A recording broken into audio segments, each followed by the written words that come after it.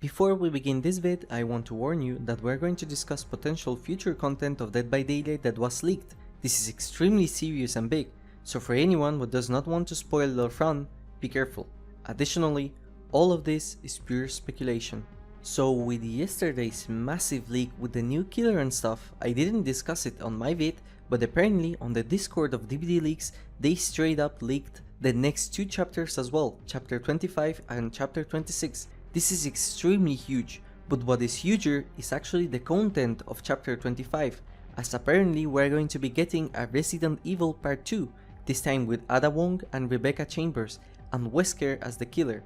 Now I won't be discussing the leaks itself, but the implication for something like Stranger Things, because it's actually huge. If the leaks end up being true and we get a part 2 of a previous license, this means that Stranger Things could actually come back to the game, and maybe we will even get a Stranger Things Part 2 DLC for the next anniversary. To this day, we still don't know and probably won't know the reason why the Stranger Things DLC left the game. All we have are speculation about Netflix wanting to open their own gaming service, but the only game we got since then is a match 3 mobile game. I have no information about if that's true, but what we do know is that Netflix was very open for their license to be used in video games. For example, Stranger Things DLC was the first licensed DLC that had outfits be completely made up for Dead by Daylight, which as of now only Saw, Silent Hill and Resident Evil share. And we don't count Ghostface since he is technically an original character for DVD.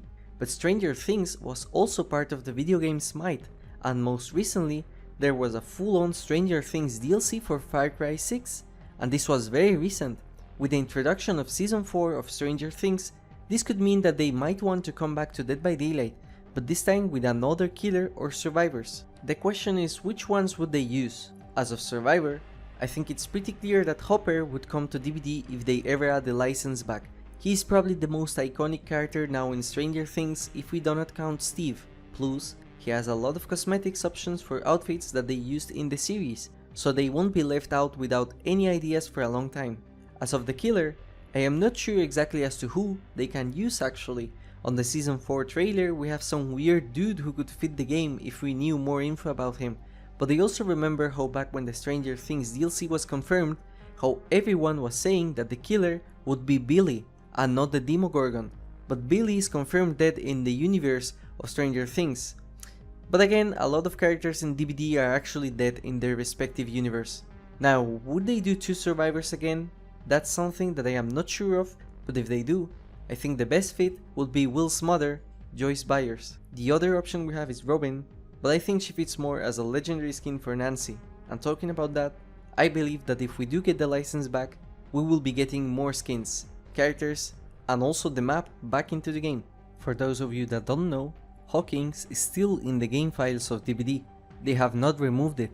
Additionally, if you remember back when the map was removed from the game, they said that they will never repurpose another map to copy Hawkins' layout, for example to become a laboratory for Blight or Trickster's burned down studio.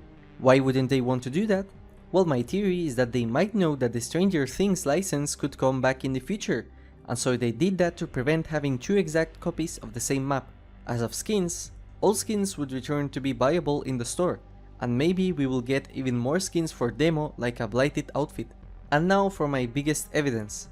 I did not know this happened recently, and I think we need some context for this one. So for those of you who don't know, the only way to get the Stranger Things DLC on PlayStation is to get the Nightmare Edition.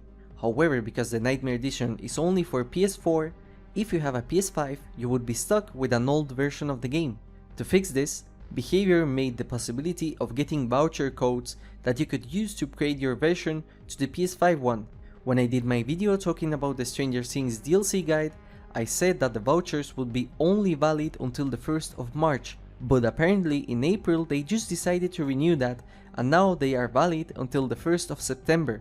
This is huge news, because not only does it mean that Behavior have not abandoned the Stranger Things license, but they also actively help people as much as they can without breaking the law. So my final conclusion is that at some point in the future, the Stranger Things license will be back on Dead by Daylight, along with a new part 2 including more survivors and a new killer from this series. Just imagine the amount of money they would get on that event. For the people that missed out on Demogorgon, that day they will have 2 killers to buy, And for the people that missed out on the cosmetics, Demogorgon, Steve and Nancy will get so much buys that they will just be spitting cash, and that's not even including the amount they would make for the new characters. I think it's a complete win-win for Behavior, possibly one of the most hype anniversaries they could ever make and with the most content, and also just a smart business move. What do you guys think? Do you have hope for the return of the Stranger Things license? Thank you for watching.